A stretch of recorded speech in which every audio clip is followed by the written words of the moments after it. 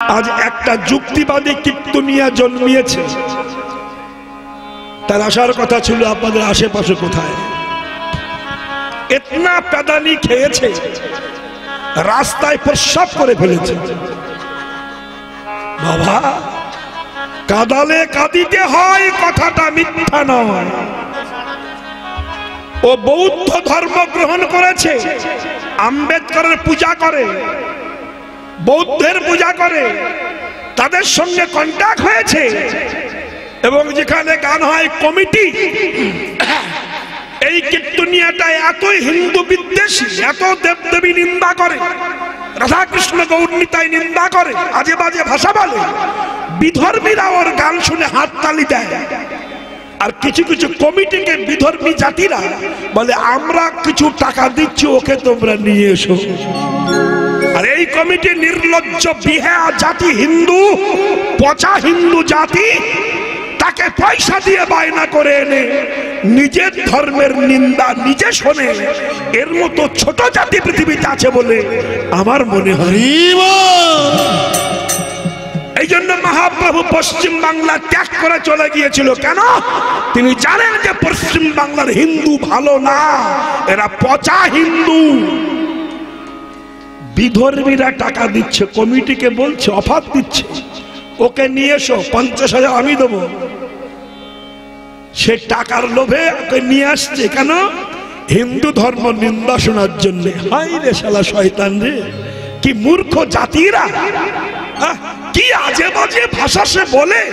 একটা গ্রন্থ জানে না, মানে জানে না, কিচ্ছু বোঝে না, যুক্তি যুক্তি যুক্তি। সে নাকি চরিত্র শোধন করবে। আপনারা জানেন, আমি রাধাপদ ঘোষ বলছি, চরিত্র শোধন করতে গেলে নিজের চরিত্র পবিত্র হওয়ার দরকার আছে। আমি নিজে চরিত্রহীন আর লোকের চরিত্র শোধন করবো, এটা হয় না। যে যুক্তি দিচ্ছে যে কীর্তনিয়া আসবে বলে আসেনি, তার চরিত্র জানেন? আপন মাসি শাশুড়িকে নিয়ে পালিয়েছিল, আপন মাসি শাশুড়ি। এই তো ইউটিউব হচ্ছে, আমি জোর করে বলছি, ও শুনতে পাবে আর ও জানে। আমার পরে যে গোপালকৃষ্ণ আসছে, ও খুব ভালো ছেলে, ও বলছে হ্যাঁ আস্তে আস্তে এটা জানতে হবে। তাহলে আপন মাসি শাশুড়িকে নিয়ে পালিয়েছিল, সে দেশের চরিত্র শোধন করবে। হাই সর্বনাশ। আচ্ছা, নিজে হলো জাতিতে নস্কর, সে একজনকে নিয়ে বেরিয়ে গিয়ে হয়ে গেছে ঠাকুর। আচ্ছা বলুন দেখিনি, তাহলে যে নিজের বংশ পরিচয় গোপন রাখে, সে সত্যতা বিচার করছে আমি সততার পূজারী। তুমি নিজেই তো মিথ্যা কথা বলে বেড়াচ্ছ। আর হিন্দু ধর্মের রাধা কৃষ্ণ নিতাই গৌর দুর্গা সরস্বতী কালী বৈষ্ণব ব্রাহ্মণ সবাইকে যাচ্ছে তাই ভাষায় কথা বলছে। আর সেই কালপিট চিটিংবাজকে বায়না করে এনে যে হিন্দুরা কীর্তন দিচ্ছে, আমার মনে হয় তাদের পৃথিবীতে আসার কোনো ডিস্টার্ব ছিল, কোনো একটা কারণ ছিল, নইলে এই সর্বনাশ হতো না। আমি বলবো মা, তাই স্বধর্মে নিধনাং শ্রেয়া, পরধর্ম ভয়াবহ। নিজের ধর্মে মৃত্যু ভালো। আমাদের হিন্দুদের মধ্যে কিছু কালপিট মেয়ে ছেলে জন্মিয়েছে, তারা এখন কিছু কিছু মেয়েরা যিশু খ্রিস্টানকে ঘরে নিয়ে পূজা করছে। এরা দ্বিচারিণী মেয়ে ছেলে, এরা স্বামী থাকতেও আর একটা স্বামী নিয়ে ঘুরে বেড়াচ্ছে। কারণ এরা দ্বিচারিণী। নিজে যে কুলে জন্মগ্রহণ করেছি সেই কুলে ভগবান আছে, আমি তাকে ভজন করব। কিন্তু স্বধর্মে নিধনাং শ্রেয়, পরধর্ম ভয়াবহ। নিজের ধর্ম ত্যাগ করে যে পরধর্ম গ্রহণ করে, তার মতো কালপিট পয়জান পৃথিবীতে রাখার থেকে মেরে দেওয়াই ভালো। ও রাখাই যাবে না, সমাজ ধ্বংস করে দেবে। আপনারা জানেন, যারা ইতিহাস পড়েছেন, মাইকেল মধুসূদন দত্ত স্বধর্ম ত্যাগ করে একটা মেম বিয়ে করে খ্রিস্টান ধর্ম গ্রহণ করেছিল। তার পরিণতি কি হয়েছিল কেউ জানেন? শেষ জীবনে খেতে পায়নি, ডাক্তার দেখাতে পারতো না, একা একা পড়ে থাকতো। কোন খ্রিস্টান, কোন যিশু তাকে রক্ষা করেনি। যদি না আমাদের ঈশ্বরচন্দ্র বিদ্যাসাগর না থাকতেন, তাহলে শেষ জীবনে কলকাতার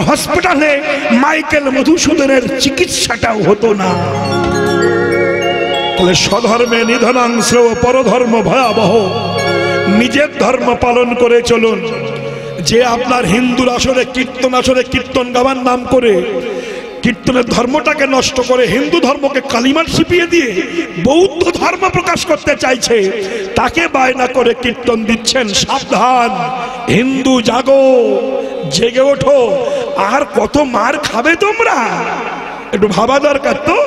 তাই মহাপ্রভু তিনি জানতেন যে পশ্চিম বাংলার হিন্দু ভালো না, তাই চলে গিয়েছিলেন পশ্চিম বাংলা ত্যাগ করে। যতদিন বেঁচে ছিলেন লীলাচলে পুরীধামে ছিলেন, সেখানে অসুবিধা আছে। আস্তে আস্তে আস্তে অতএব মা সেই বিষ্ণুপ্রিয়া কেঁদেছেন। যখন কাঁদছেন 24খানা বৎসর, ভগবান ভক্তের ক্রন্দনের প্রতিধ্বনি শুনে, একটু শুনুন মা কি হলো দেখুন। বহুদিন পরে একদিনের তরে অদ্বৈতের ঘরে প্রভু এসেছেন ফিরে। এদিকে বিষ্ণুপ্রিয়ার আখি দিবানিশি ঝরে। প্রভু দয়াময়, আমায় দেখা না। হঠাৎ শুনতে পেল যে অদ্বৈতের ঘরে নিমাই ফিরে এসেছে। আচ্ছা ও মায়েরা, ও মা সকল, যেই ফিরে এসেছে শচী মাতা নিতাইকে বলল, নিতাই বাবা অবধূত একটু জানাশোনা নিমাইকে ডেকে আন না। কতদিন তার মুখ দেখি না, কতদিন আমি দেখতে পাই না। বাবা একটু নিমাইকে যে বল আমাকে শেষ দেখাটা দেখে যাক। নিতাই বলল, মা আমার কথায় কি সে আসবে? জানা একটু বল না বাবা, আমি আর পাচ্ছি না, আমি জগৎ থেকে চলে যাব, আমার হয়তো আর নিমাই দেখা হবে না। যা যা। মায়ের চরণধুলি নিয়ে নিতাই অদ্বৈতের ঘরে এসে দাঁড়িয়েছে, ডাক দিয়েছে, প্রভু দয়াময়। কে? আমি অবধূত নিতাই। প্রভু বললেন, অবধূত এমন সময় এসেছো যে? প্রভু, মা হয়তো আর বাঁচবে না, বিষ্ণুপ্রিয়ার অবস্থা আরো মারাত্মক। প্রভু তুমি একবার চলো, শেষ দেখাটা দেখে এসো। মা কাঁদতে কাঁদতে অন্ধ হয়ে গেছে, বিষ্ণুপ্রিয়া কাঁদতে কাঁদতে পাগলিনী প্রায় হয়ে গেছে। তুমি চলো একবার দেখে এসো, তোমাকে দেখলে তাদের জ্বালাটা একটু নির্বাপিত তো হবে। চলো না। নদিয়ার আকাশ বাতাস ক্ষিতি অবতেজ মরুত বোম, সবাই অনিমিষ লোচনে চেয়ে আছে আমাদের নিমাই কবে ফিরে আসবে। আরে গঙ্গার জল বেড়ে চলেছে, তুমি চলে আসার পরে গঙ্গায় যেখানে জল ছিল তাছাড়া আরো 2-5 হাত বেশি হয়েছে। কেন? গঙ্গাও কাঁদছে, প্রভু কি ফিরে আসবে না?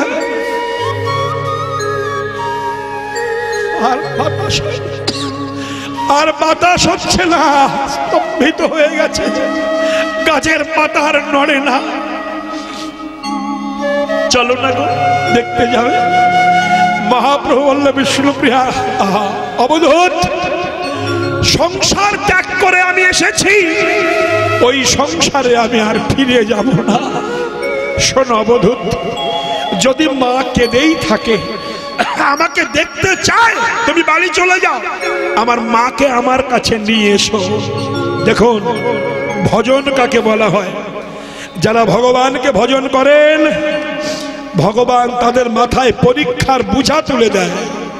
এই বোঝা নিয়ে সোজা হয়ে যদি কেউ ভগবানের চরণ প্রান্ত পর্যন্ত পৌঁছাতে পারে, এসে আর ভগবানের দাস হওয়া লাগে না, ভগবান তার দাস হয়ে থাকে। তাই হয়েছে। শোনো বধূ, তুমি মাকে নিয়ে আসবে, নদিয়ার নরনারী সবাই আসবে সারি সারি। আমি তোমাকে নিষেধ করি, তোমার করে দিই মানা, বিষ্ণুপ্রিয়াকে যেন আমার কাছে এনো না। বুঝেছেন? সবাই কাঁদবে, বিষ্ণুপ্রিয়াকে যেন এনো না। ব্যাস। অবধূত গেছে মা। ও মা, মা।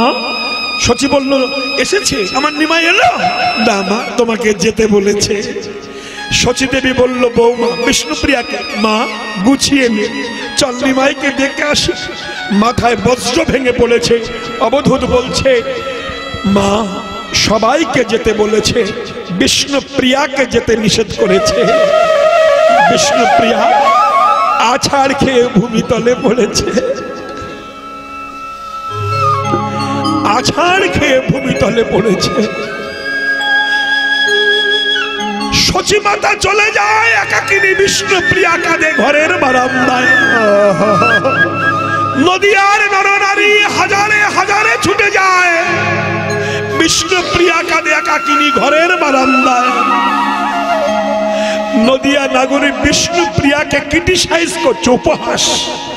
বিষ্ণুপ্রিয়া, তুই তোর স্বামীর জন্য কত কাঁদলি, হাজারে হাজারে লোক যাচ্ছে তাকে দেখতে, তোকে যেতে নিষেধ করেছে। তোর মতো ভাগ্যহীনা রমণী পৃথিবীতে আছে বলে তো মনে হয় না। বিষ্ণুপ্রিয়া চোখের জল মুছে বলছে, বাজে কথা বলিস না কেন, আমার মতো সৌভাগ্যবতী রমণী জগতে আর হয় না। পারবেন? আপনার স্বামী পাশের গ্রামে এসেছে, 24 বছর পরে আপনার মুখ দর্শন করবে না, আপনি কি কথা বলতে পারবেন? বিষ্ণুপ্রিয়া বলছে, আমাকে যেতে না বললেও আমি ভাগ্যবতী। নদিয়া নাগরী স্তম্ভিতা হয়েছে। বলিস কি, সবাইকে যেতে বললো, তোকে যেতে বললো না, বলছিস ভাগ্যবতী? বিষ্ণুপ্রিয়া বলছে, কেন বলছি জিনিস তোলা শোন। যে মানুষটাকে দেখতে হাজার মানুষ ছুটে যাচ্ছে, যে মানুষটাকে দেখতে হাজার মানুষ ব্যাকুল প্রাণে ছুটে যায়, সে মানুষটা তো হাজার মানুষের নয়, সে তো আমার মানুষ। তাহলে আমার মানুষকে দেখতে যদি হাজার মানুষ ছুটে যায়, এর মতো গৌরব আছে আর কোথায়? নদিয়া নাগরী বলল, বিষ্ণুপ্রিয়া, তোর ভালোবাসার বলিহারি যায়, তুই আমাদের সঙ্গে চল। বিষ্ণুপ্রিয়া বলল, না, আমি যাব না তার কাছে, সে আসবে আমার কাছে। সবাই যখন চলে গেল, বিষ্ণুপ্রিয়া ঘরে ঢুকে দরজা দিয়ে প্রভুর নাম গাইতে লাগলো। কথাগুলো ভারী সুন্দর মায়েরা, কথাগুলো শুনবেন। গাইছেন, প্রীতি সুখের সাগর দেখিয়া নাইতে নামিলাম তাই। প্রীতির অ্যাডভার্টাইজ এখন খুব হচ্ছে নাকি? আমি তোমার, তুমি আমার, চিরদিন আমি তোমার হয়ে থাকবো। তুমি আমার কলিজা, তুমি আমার হাড়, তুমি আমার কিডনি, তুমি আমার নয়ন, তুমি মনি, তুমি আমার ফুসফুস, সব ফুসফুস। কত অ্যাডভার্টাইজ হয় না? মাগো, কেউ কারণ নয়, জানো? প্রীতির অ্যাডভার্টাইজ হচ্ছে, কেউ কারোর ভালোবাসে না। এ ভালোবাসা লেবুর মতো ভালোবাসা। লেবুয় যতক্ষণ রস থাকে ততক্ষণ নিংড়ায়। প্রথম চাপ দিলে গড় গড় করে পড়ে, পড়ে না? দ্বিতীয় চাপে রস কমে যায়, একটু জোরে চিপতে হয়। তৃতীয় চাপে রস থাকে না, আঙুল দিয়ে চাপতে হয়। তারপরে সিটি হয়ে যায়, থালার ধারে ফেলে রাখে। যে চিপি খেয়ে বেরিয়ে গেল, লেবুর খোসা তাকে ডেকে বলছে, গো, তুমি যে আমার রসে ভাত খেয়ে তৃপ্তি হলে, আমাকে সিটি করে রেখে চলে যাচ্ছ। আমার যতক্ষণ রস ছিল তুমি কি টিপানা টিপলি, আমারে টিপে টিপে রস বার করে আমাকে সিটি করে ফেলেছ। এখন আমার রসে ভাত খেয়ে চলে যাচ্ছ, কই আমাকে কিছু বলে যাচ্ছ না তো? তখন যে খেয়েছিল সে লেবুর খোসাকে বলছে, কি বলবো তোমার সঙ্গে? তোমার সঙ্গে আমার সম্পর্ক ততক্ষণ ছিল যতক্ষণ তোমার মধ্যে কি ছিল? কি দানা না, দানা না, রস ছিল। রস নাই, ভালোবাসা। এই যে করোনা হয়ে গেল, করোনার সময় জামাই ষষ্ঠী পড়েছিল, জামাই শ্বশুর বাড়ি এসেছিল, কিন্তু শাশুড়িকে প্রণাম করতে পারেনি, কাঠি দিয়ে প্রণাম করত। আর শাশুড়ি আর একখানা কাঠি রেডি করে রেখেছিল আশীর্বাদ করার জন্য। দুজনায় কাঠি দেওয়া দিয়ে হয়েছিল, কিন্তু প্রণাম হয়নি। মনে পড়ে না? হাতে দিলে প্রণাম করলে কি ওই রোগ আমার মধ্যে ঢুকে যায়? ভালোবাসা কোথায়? আসতে আমাদের টাকিতে পৌরসভা হোলি গলিতে সন্ধ্যাবেলায় উড়ি প্রেমের অ্যাডভার্টাইজ চলতো। সে এখানে ছেলে মেয়ে, ওখানে ছেলে মেয়ে। যেই করোনা আসলো, কুকুর ছাড়া কারোর দেখতে পেতাম না। দু চারটে কুকুর ঘুরে বেড়াতে। প্রেম প্রীত বেড়া ভেঙে দোল মারবে, কেউ কারণ নয়। যতদিন যৌবন আছে যতদিন টাকা আছে ততদিন আমি তোমার, আমি তোমার, আমি তোমার, তোমার ছাড়া থাকতে পারবো না, তোমায় না দেখলে বাঁচি না। আর যেই যৌবন চলে যায়, পয়সা চলে যায়, তখন সেই বলে তোমাকে আর দেখতে ইচ্ছা করে না, তোমার মরণ হয় না। এই তো সংসারের ভালোবাসা, এই তো নোয়া নোয়া, এই তো প্রেম, এই তো প্রীতি। বুকে হাত দিয়ে বলুন তো, ভালোবাসা করে পীড়িত করে কে কতটুকু সুখী আছেন বলুন? 2 মিনিট সুখের জন্য বংশ নষ্ট, সম্মান নষ্ট, ভবিষ্যৎ নষ্ট, আয়ু নষ্ট। তাহলে এটা না করে যদি এই প্রেমটা আমি গোবিন্দের সঙ্গে করতে পারতাম, আমি নিতাইয়ের সঙ্গে করতে পারতাম, তাহলে এই সর্বনাশটা হতো না। প্রীতির পরিণতি, তাই বিষ্ণুপ্রিয়া কেঁদেছেন, সখী রে প্রীতি সুখের সাগর দেখিয়া নাইতে নামিলাম তার। প্রীতি সুখের সাগর দেখিয়া নাইতে নামিলাম তার। নাইয়া উঠিয়া ফিরিয়া চাহিতে, উঠিয়া ফিরিয়া চাহিতে মরমিয়া রে,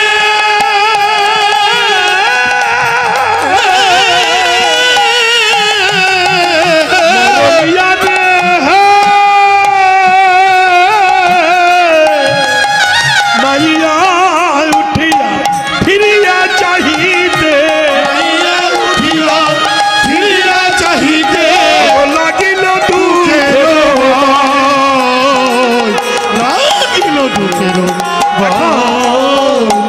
বিধির কাছে আমার জানতে ইচ্ছা করে কেবা নিরমিল প্রেম সরোবর, কেবা নিরমিল প্রেম সরোবর, নিরমিলতার জল দুঃখের মকর ফিরে নিরন্তর, প্রাণ করে টলমন ওরে দুঃখের মকর ফিরে নিরন্তর, প্রাণ করে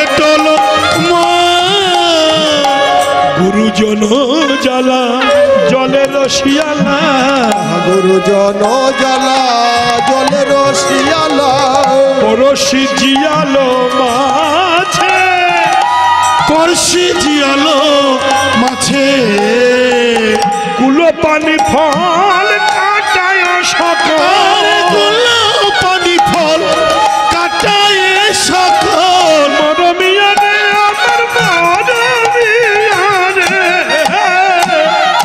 কুলো পানি ফল কাটায় সকল, সলিল বেলিয়া আছে, সলিল বেলিয়া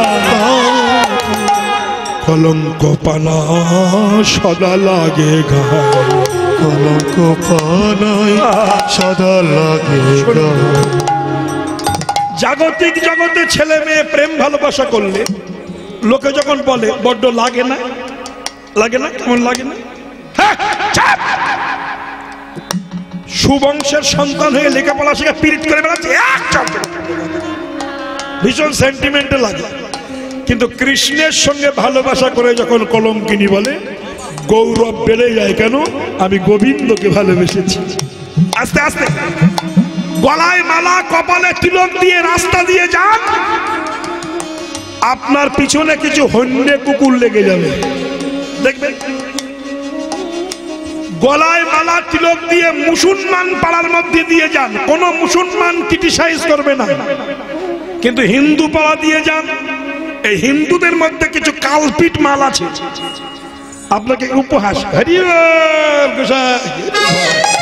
বুক সেটিয়ে কয়, এত বড় অসভ্য এরা, নিজের ধর্মকে নিজেরা অপমান করে, এত বড় মূর্খ এরা, করে না, করতেও দেয় না। আস্তে আস্তে আস্তে আস্তে আস্তে মায়েরা বুঝুন, এই যে কীর্তন হচ্ছে এখানে, আমি শুনলাম কিছু মায়েরা অক্লান্ত পরিশ্রম করে গ্রামে গ্রামে ভিক্ষা করে এই হরিবাসর তৈরি করেছে। তাই মহাজন বলছে, কত বিদেশি কৃষ্ণ ভজে গেল, কত পশু কৃষ্ণ ভজে গেল, আমার মতো ফার্স্ট ক্লাস পশু এরা হরি ভজন করে না। তাই মহাজন বলছে, হে মন কি লাগি আইলি ভবে, এমন জনমে হরি না ভজিলি সে তুই মানুষ কবে। আমরা মানুষ বলে পরিচয় দিই যে আমরা মানুষ, মানুষের সংজ্ঞা জানি না, মানুষ কাকে বলে সেটাও জানি না, মানুষের ডেফিনিশনটা কি সেটাও জানি না, মানুষ পশুর মধ্যে তফাৎ নাকি সেটাও জানি না, শুধু মানুষ বলে পরিচয় দিই। তাহলে সে কুকুর, আমি মানুষ কেন? কুকুরের গায়ে রক্ত লাল, মানুষের গায়ে রক্ত লাল। কুকুর খায়, মানুষও খায়।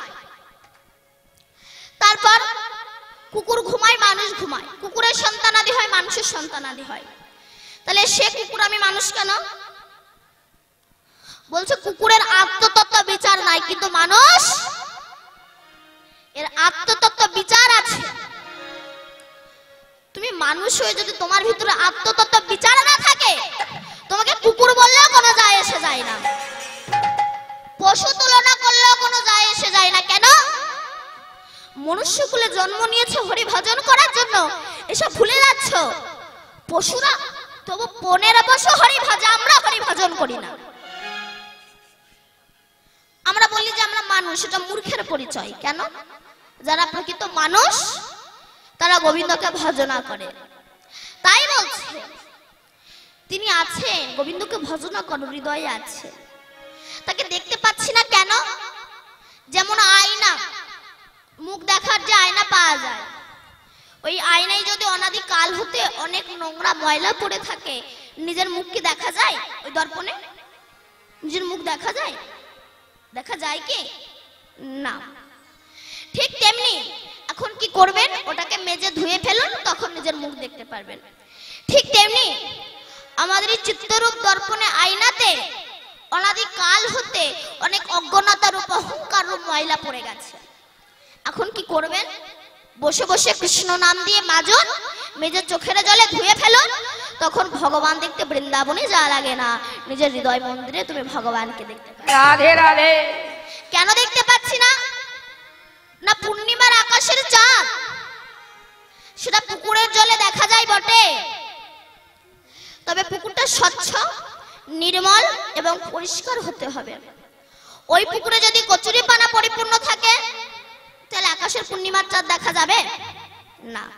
ঠিক তেমনি আমাদের হৃদয়ের পুষ্করণীতে যদি অহংকারের কচুরি পানা পরিপূর্ণ থাকে, কোনোদিনও আমরা গোবিন্দকে দর্শন করতে পারবো না। তাই গৌর হরিব।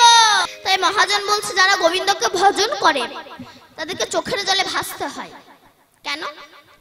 রামায়ণে একটা কাক প্রভু রামচন্দ্রের কাছে গিয়েছে, হে রাম, তুমি আমাকে এমন একটা কুলে জন্ম দিয়েছো, আমি দেখতে খারাপ, আমাকে কেউ ভালোবাসে না, কেউ পোষে না, আবার আমি ডাকলে নাকি অমঙ্গলের ছায়া, আবার আমি যদি কারোর ঘরের চালে বসে ডাকি, মানে গান সাধনা করি, সব আমাকে ঢিল ছুঁড়ে মারে, তো আমার ডিজাইনটা একটু সুন্দর করে দিন।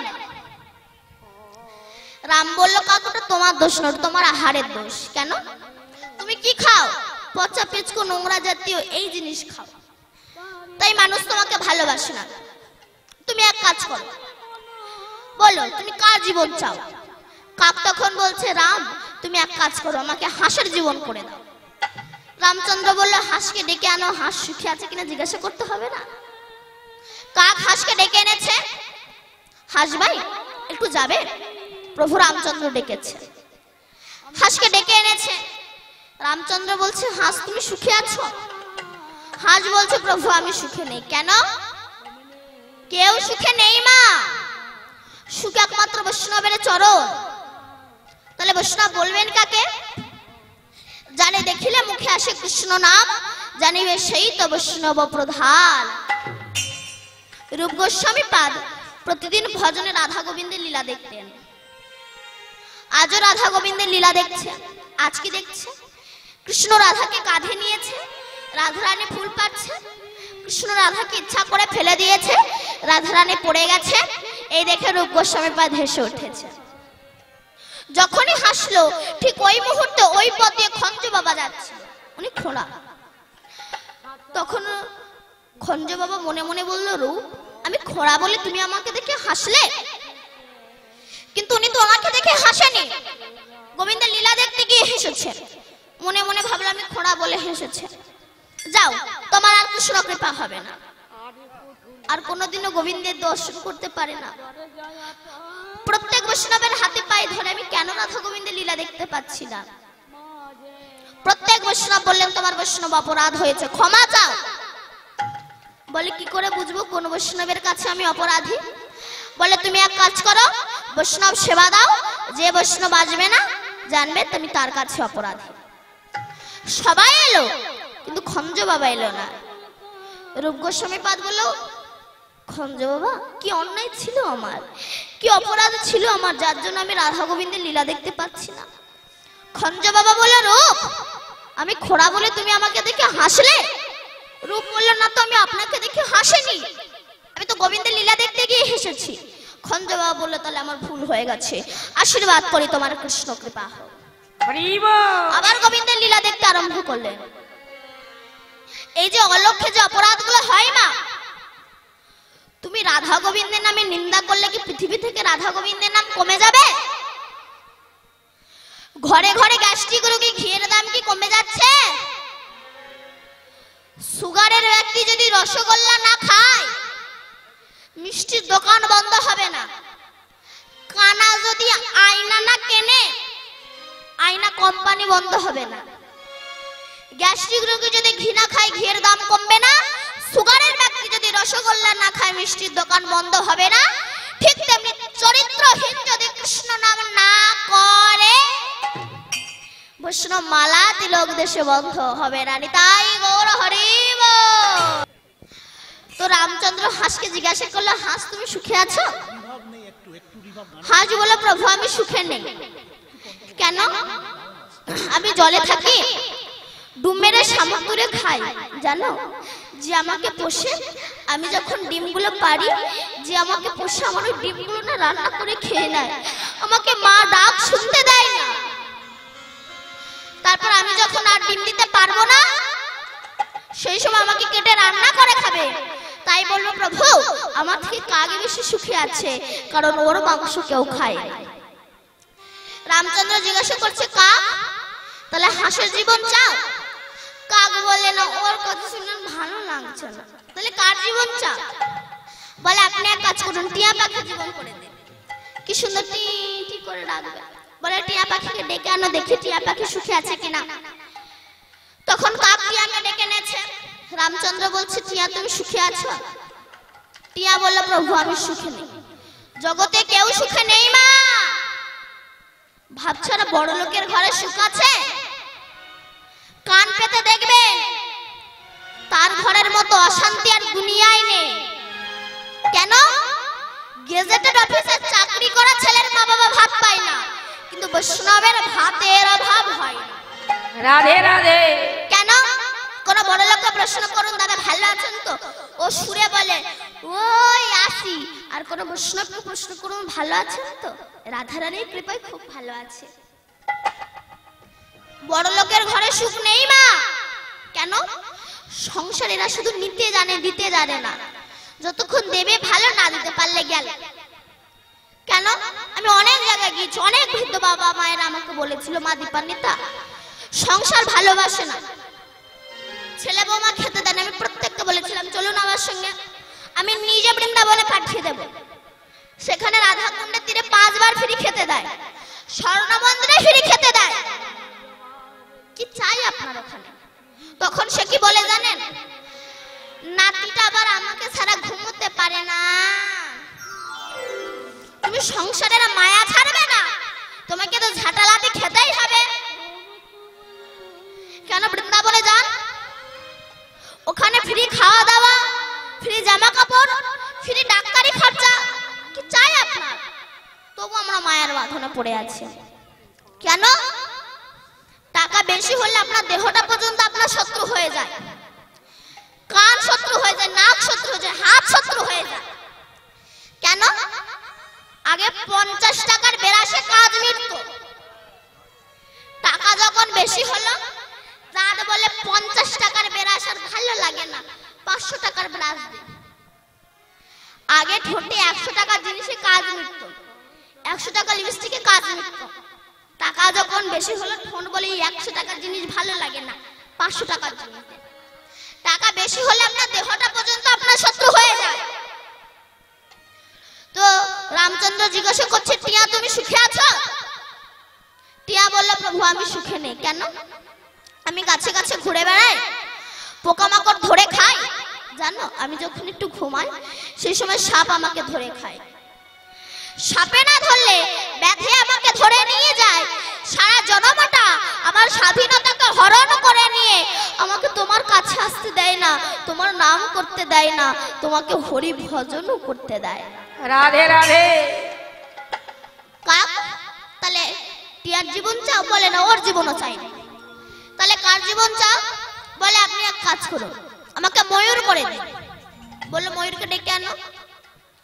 কাক ময়ূরকে ডেকে এনেছে। রামচন্দ্র জিজ্ঞাসা করছে, ময়ূর তুমি সুখে আছো?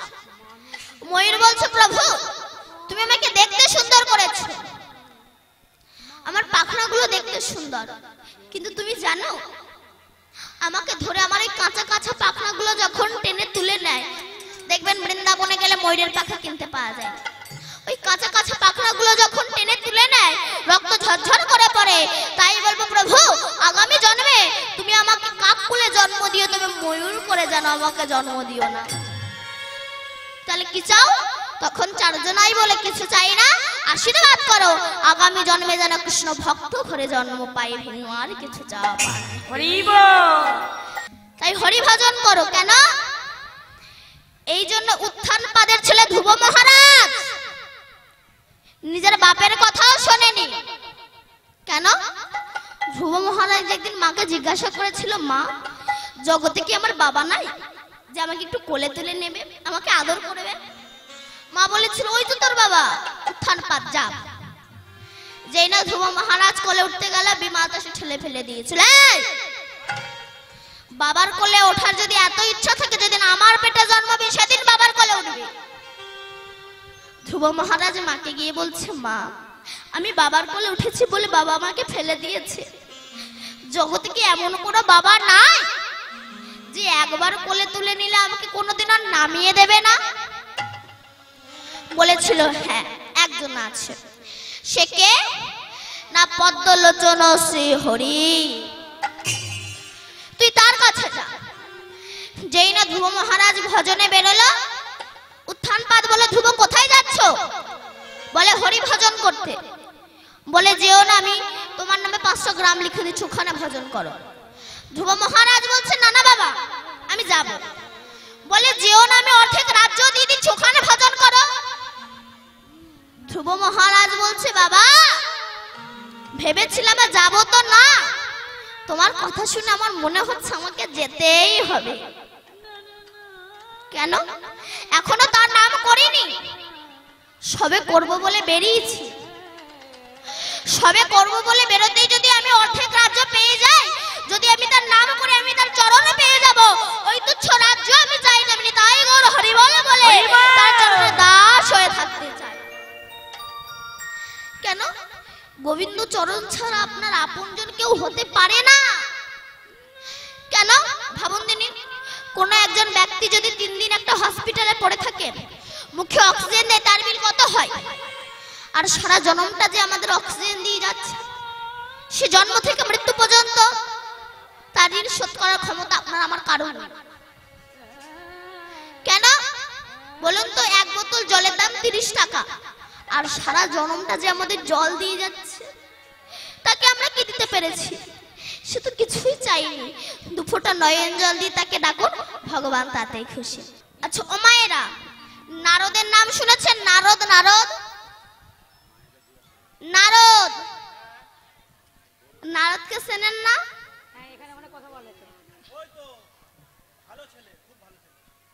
নারদ, নারদকে দেখেছেন? কথা বলুন মায়েরা, কথা বলুন। ও মা, আপনারা কিছু বললেন না কেন? চুপ করে বসে থাকলে কি হবে? নারদকে দেখেছেন?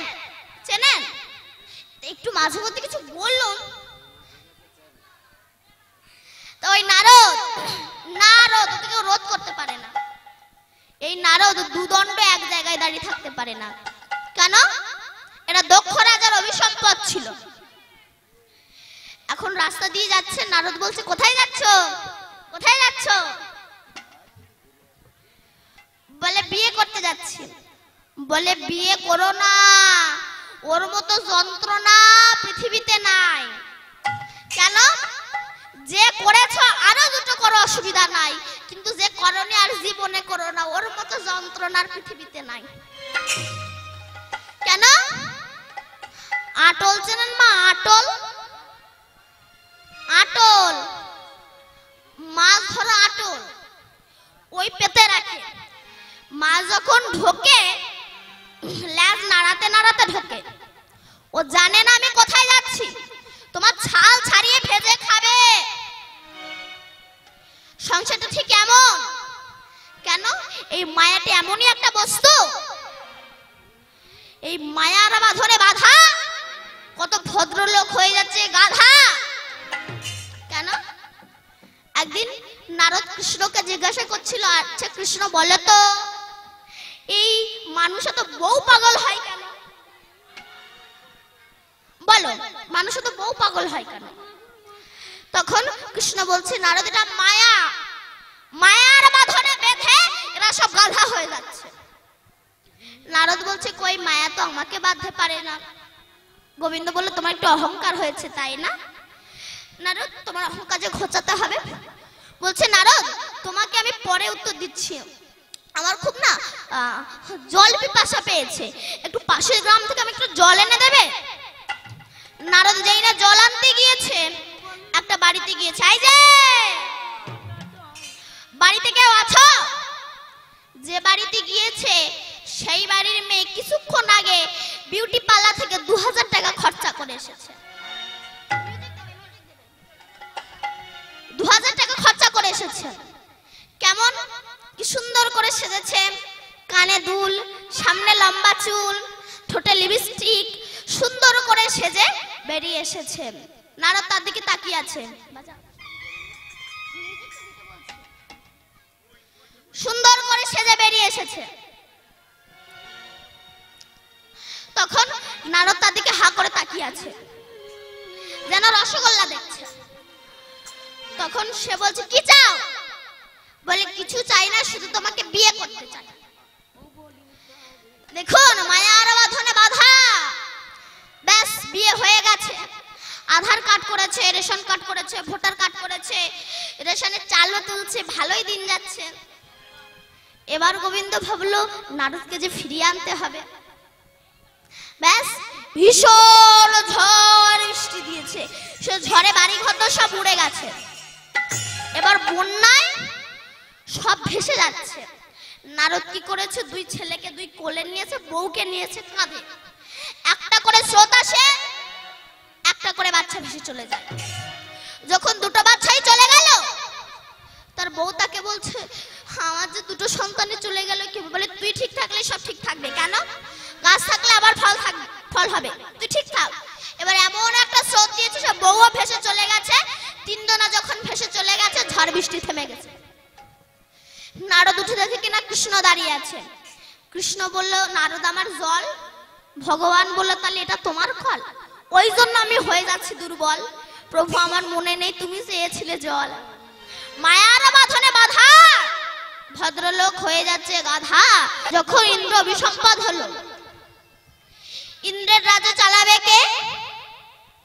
তখন নহস, ওনার মতো ধার্মিক রাজা, ওনাকে স্বর্গরাজ্য চালাতে দেওয়া হলো।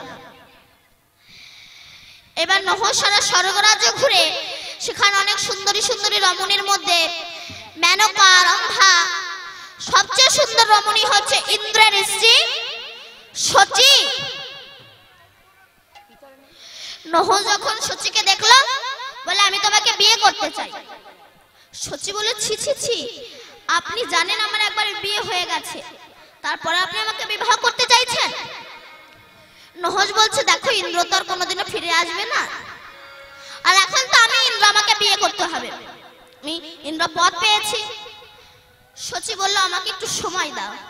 শচী তখন ছুটে গেল গুরু বৃহস্পতির কাছে। তোমার যখন বিপদ আসবে তুমি গুরুর কাছে ছুটে যাবে। কেন? গুরু কৃপাহি কেবলম শিষ্যস্য পরম মঙ্গলম। তখন যখন শচী বৃহস্পতির কাছে ছুটে গেল, বৃহস্পতি বলল, শচী তুমি এক কাজ করো, তুমি নহুষকে গিয়ে বলো তুমি তাকে বিয়ে করবে, কিন্তু সে যদি সপ্তর্ষির কাঁধে চেপে তোমাকে বিয়ে করতে আসে তবে তুমি তাকে বিয়ে করবে। শচী যখন ছুটে গেল নহুষের কাছে, আমি তোমাকে বিয়ে করব, কিন্তু তুমি যদি সপ্তর্ষির কাঁধে চেপে আমাকে বিয়ে করতে আসো।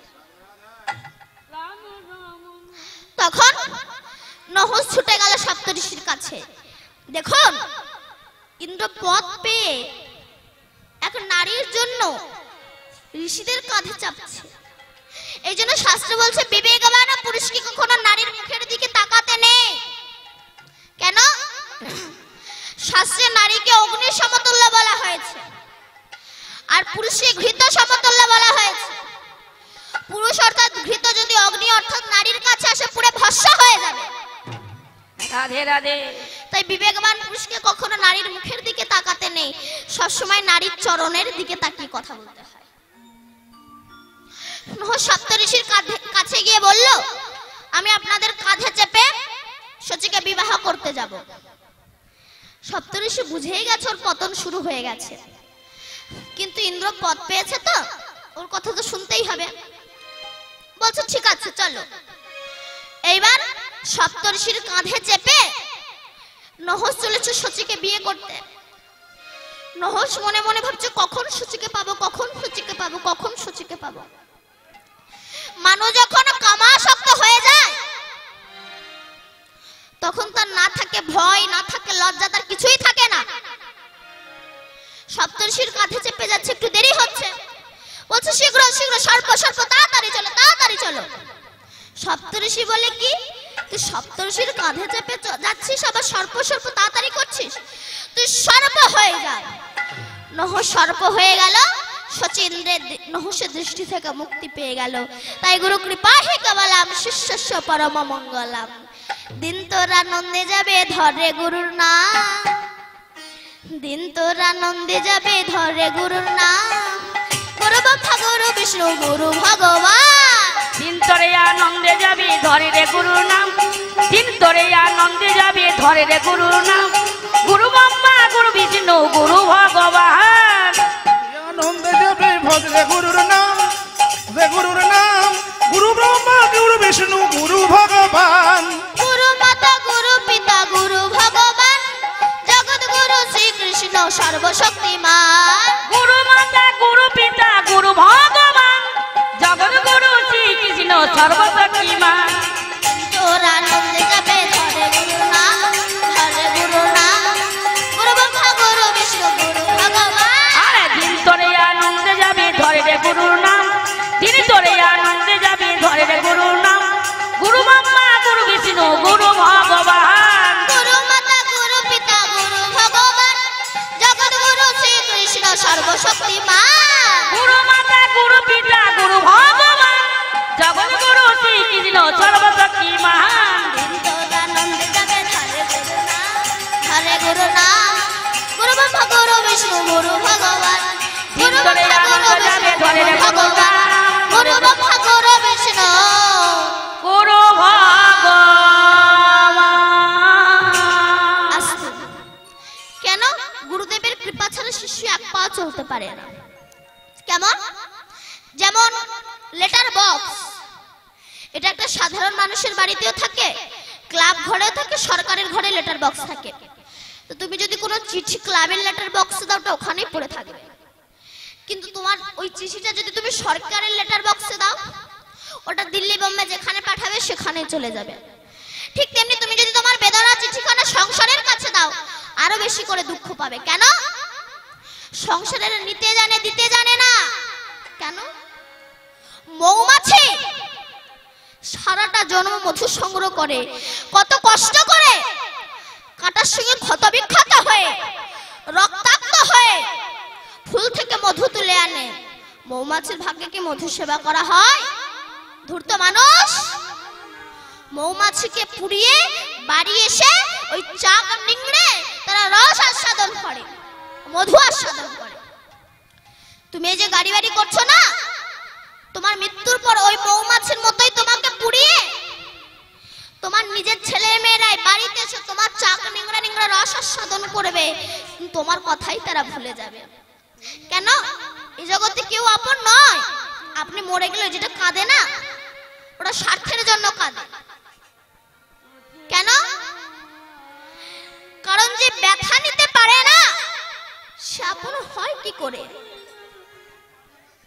সে আপন কখনো হতে পারে না। আমাদের এই যে সারা ভারতবর্ষে যে রাস হয়, এই রাস কিন্তু মা গোলক বৃন্দাবনে সৃষ্টি হয়েছে। যখন গোবিন্দের ইচ্ছা হলো আমি জগতে একটি শিক্ষা দেব, রাস করব, তা রাস করতে গেলে তো অভিনেতা অভিনেত্রীর প্রয়োজন হয়, একার দ্বারা তো সম্ভব নয়। ওনার যখন ইচ্ছা হলো যে আমি একটু রাসলীলা করব, একা ভগবান দ্বিখণ্ডিত হয়ে গিয়েছিল। কেমন? যেমন আস্ত মটরের দানা, সেটাকে জলে ভিজিয়ে রাখুন, কিছুক্ষণ পরে দেখবেন ওটা ফুলে মোটা হয়ে গেছে। এবার ওটাকে দু আঙ্গুলের মাঝে দিয়ে চাপ দেন, দেখবেন দুটো ভাগ হয়ে যাবে। তেমনি আমার ভগবান ভক্তির প্রেমের জলে ডোবানো ছিল, অনুরাগের দ্বারা ফুলে উঠেছে। ভক্ত যেই না তার প্রেমের দ্বারা চাপ দিয়েছে, একা ভগবান দ্বিখণ্ডিত হয়ে গিয়েছে। দ্বিখণ্ডিত হয়ে গিয়ে এই শ্রীকৃষ্ণের বামঙ্গ থেকে লাদিনীর শক্তি আমার শ্রীমতী রাধা রানীর সৃষ্টি হয়েছিল। তাহলে রাধাটাকে বোঝা গেল। অনেকে বলে রাধা মানে মেয়ে, কৃষ্ণ মানে ছেলে। আর পণ্ডিত ব্যক্তি যদি দেখতে চান, চায়ের দোকানে যাবেন, সব কটা পণ্ডিত। তবে আমি সব দোকানের কথা বলছি না, আবার সব মানুষ নয়। কিছু কিছু দোকানে কিছু কিছু মানুষ রাধা কৃষ্ণ প্রেম করলো, রাধা কৃষ্ণ করলে লীলা, আমরা করলে তো শুধু গাছিরা দেখবেন তো, বগ রক্ত ছাড়া এক ফোঁটা আপনি ভালো রক্ত পাবেন না। কেন?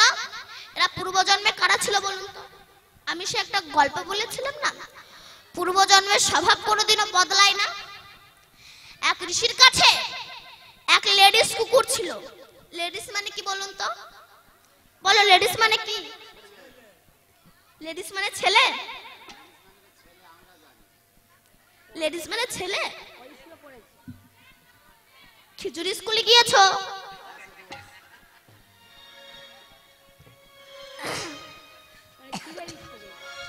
বলুন মা, লেডিস মানে কি?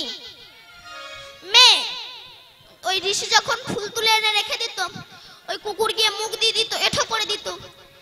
ঋষি বলে আমি ফুল তুলে এনে রেখে দিই, তুই ফুলে মুখ দিয়ে দিস, এঠো করে দিস, যা তুই একটা সুন্দরী মেয়ে হয়ে যা। তখনকার দিনে ঋষিদের বাক্য শুদ্ধ ছিল, যা বলতো তাই হয়ে যেত। অনেকে বলে আগেকার দিনের মুনি ঋষিরা তো ষাঁড় বলি দিত, তাহলে হিন্দুদের গরু খেতে কি দোষ আছে? জানেন কেন ষাঁড় বলি দিত? ওই ষাঁড়কে বলি দিয়ে আবার মন্ত্রের দ্বারা ওই ষাঁড়ের প্রাণ ফিরিয়ে দিত, দেখতো আমি আচার্য বৈষ্ণব হতে পেরেছি কিনা, এটা তারা দেখতো। এই হিন্দু ধর্মটা হচ্ছে পাকা বেলের মতো, যারা কিছু বোঝে না তারা বাইরে থেকে অপব্যাখ্যা করে, যারা কিছু জানে না, কাক যেমন বাইরে ঠোকর মেরে চলে যায়, কিন্তু ধূর্ত মানুষ বেলটাকে ফাটিয়ে রসাস্বাদন করে। ঠিক হিন্দু সনাতন ধর্মটা হচ্ছে পাকা বেলের মতো, যারা কিছু বোঝে না তারা বাইরে থেকে অপব্যাখ্যা করে, কিন্তু জ্ঞানী পণ্ডিত ব্যক্তি এর ভেতরে প্রবেশ করে মুখ্য বস্তুটা সাধন করতে পারে। ব্যাস, সুন্দরী একটা মেয়ে হয়ে গেছে। এখন এক রাজার ছেলে রাজপুত্র বনে মৃগ শিকার করতে ওই মেয়েকে দেখেছে, বলে আমি তোমাকে বিয়ে করব। বলে আমার বাবা আছে। ঋষির কাছে গিয়ে বলে আমি আপনার মেয়েকে বিয়ে করতে চাই। ব্যাস, বিয়ে দিয়ে দিল। বিয়ের 6 মাসের মধ্যে রাজার ছেলের 50 জোড়া জুতো কোন কুকুরে ছিঁড়ে দিল। রাজার ছেলে বলে এত জুতো ছেড়ে কে? একদিন রাত্রে দেখে কিনা ওই নতুন বউ বিছানা ছেড়ে চলে যাচ্ছে। ও বলে হঠাৎ বউ কোথায় যায়? ও পেছন পেছন এসে দেখে কিনা ওই নতুন বউ ও বসে বসে জুতোগুলো ছেড়ে। বলে বাবা সেল্লামিল্লি করার দরকার নেই, যদি বা আমাকেও ছিঁড়ে দেয়। এসে শুয়ে পড়েছে। পরের দিন ঋষির কাছে গিয়ে বলছে, আচ্ছা ঋষি বলুন তো আপনার মেয়ে এত জুতো ছেড়ে কেন? বলে বাবা তুমি তো আমার কথা শুনলে না, তুমি ওর রূপ দেখে ওকে বিয়ে করে নিলে। আরে বাবা পূর্বজন্মে একটা কুকুর ছিল, আমার ফুলে মুখ দিয়ে দিত, এঠো করে দিত, ওই জন্য ওকে আমি একটা সুন্দরী মেয়ে বানিয়ে দিই। মেয়ে হয়েছে বটে, স্বভাব তো বদলায়নি। তো যারা রাধা গোবিন্দের নামে নিন্দা করে, লোকের মুখে শোনা কথা বলে, এই লোকের মুখে শোনা কথা বলে এখন দুই বন্ধু ইন্টারভিউতে দিয়ে যাচ্ছে। কি বললাম? কি বললাম? ইন্টারভিউ দিতে যাচ্ছে। একজনের কাঁচা মাথা আর একজনের ভালো মাথা। তো কাঁচা মাথা ভালো মাথাকে বলছে এই শোন, তুই আগে আগে যা, তোরা যা যা প্রশ্ন করবে এসে আমার উত্তরগুলো বলে দিবি, আমি ওইগুলো মুখস্থ করে গিয়ে বলবো। ভালো তো ভালো মাথাটা গিয়েছে। অফিসার বলছে বাবা বলে তো আমাদের দেশ মানে ভারতবর্ষ কত সালে স্বাধীন হয়েছে? বলে 1942 সালে হওয়ার কথা ছিল, কিন্তু সেটা 1947 সালে হয়েছে। আচ্ছা বলো তো স্বাধীনতা সংগ্রামী কারা? বলে স্যার সে তো অনেক লোক, কজনের নাম বলবো। বলে ঠিক আছে যাও। যেই না ভালো মাথাটা বেরিয়েছে কাঁচা মাথা ধরেছে। এই তোরা কি কি প্রশ্ন করেছে রে? প্রথম প্রশ্ন, ভারতবর্ষ কবে স্বাধীন? কি বলেছিস রে? 1942 সালে হওয়ার কথা ছিল, 47 সালে হয়েছে। দ্বিতীয় প্রশ্ন, স্বাধীনতা সংগ্রামী কারা? তুই কি বলেছিস রে? সে তো অনেক লোক, কজনের নাম বলবো। ও এই দুটো মুখস্থ করতে করতে গিয়েছে। যা প্রশ্ন বলবে এই দুটোই উত্তর। 1942 সালে হওয়ার কথা ছিল, 1947 সালে হয়েছে। আর সে তো অনেক লোক, কজনের নাম বলবো। এইগুলো মুখস্থ করতে করতে গিয়েছে। অফিসার দেখে বুঝতে পেরেছে কাঁচা মাথা, একটু কাঁচা কাঁচা প্রশ্ন করি। তা বাবা বলো তো তোমার জন্ম কত সালে হয়েছে? ও বলে 1942 সালে হওয়ার কথা ছিল, 1947 সালে হয়েছে। অফিসারের চোখ মোটা টেনে এক চড় মারবো। বলে স্যার আপনি বেশি জানেন। আপনি জানেন আমি এক ক্লাসে 13 বছর ছিলাম। নেক্সট প্রশ্ন করুন। অফিসার বলছে বাবা তোমার বাবার নাম কি? বলে স্যার সে তো অনেক লোক, কজনের নাম বলবো। এই লোকের মুখে শোনা কথা বলে যেমন নিজের মায়ের সম্মান নষ্ট হলো, ঠিক তেমনি হিন্দু সনাতন ধর্ম সম্পর্কে যারা না জেনে বুঝে অপব্যাখ্যা করে, তারা জানে না যে আমাদের হিন্দু সনাতন ধর্মটাই নষ্ট হচ্ছে। নিজের ধর্মকে যদি আমরা নিজেরা নষ্ট করি, বাইরের লোক এসে কি রক্ষা করে দেবে? তা হয় নাকি? তাই চলুন, আমার গৌরাঙ্গ মহাপ্রভু গোলক থেকে হরিনাম এনেছেন, পদকর্তা পদ লিখেছে।